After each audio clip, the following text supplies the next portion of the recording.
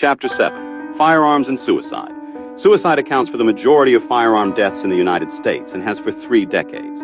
It receives less attention than homicide, partly because it is a less politically tractable problem. Yet the evidence on firearm suicide is in many ways stronger than the evidence on firearm homicide, and an account of guns and crime that ignored it would miss most of the lives lost.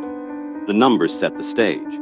Approximately 27,600 firearm suicides occurred in 2024, about 62% of all firearm deaths, and firearms account for more than half of all completed suicides. The reason firearms dominate completed suicide, despite being used in only 5 to 6% of attempts, is lethality. The case fatality rate for a firearm attempt is about 90%. For the most common method, drug poisoning, it is about 2%. The demographic profile is also distinct from homicide.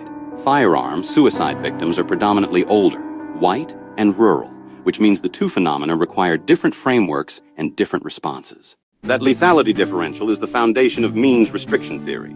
The argument runs as follows. Suicidal crises are often brief, lasting minutes to hours.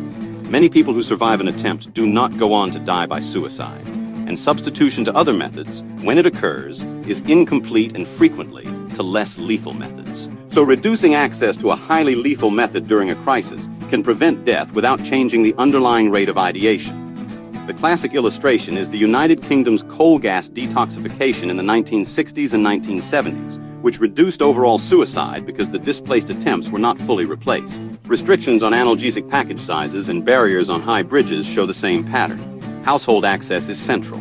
The Kellerman studies found that a firearm in the home was associated with roughly a 5-fold increase in suicide risk for household members, and that finding has survived sustained scrutiny across case control and cohort designs. Storage practices modify the risk. Unlocked and loaded storage carries higher risk than locked, unloaded, and separately stored firearms, and the effect is most pronounced for adolescents. The demographics differ sharply from homicide. Firearm suicide concentrates among older white men, with the rate among white men over 65 about 3 times the national figure. Rural rates exceed urban rates, reflecting higher ownership, less access to care, and longer emergency response times. Veterans face rates about 50% higher than non-veterans after adjustment. Several policies target access at the moment of crisis.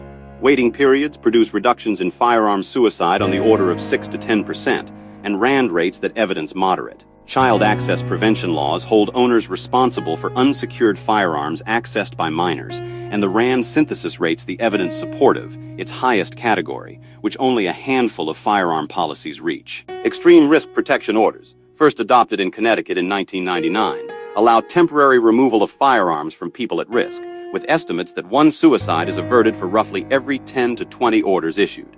Permit-to-purchase licensing shows changes in firearm suicide of roughly 15 to 25%, though RAND rates the underlying evidence moderate rather than supportive. And lethal means safety counseling integrates this logic into clinical practice without requiring removal. The funding context matters too. The Dickey Amendment of 1996 chilled federal firearm research for more than 2 decades, with funding only partially resuming after 2019. Where evidence is thin, it sometimes reflects a lack of investment rather than a lack of effects. The overall picture, though, is that the evidence here is unusually consistent, even if the politics are complicated by the demographics of the affected populations.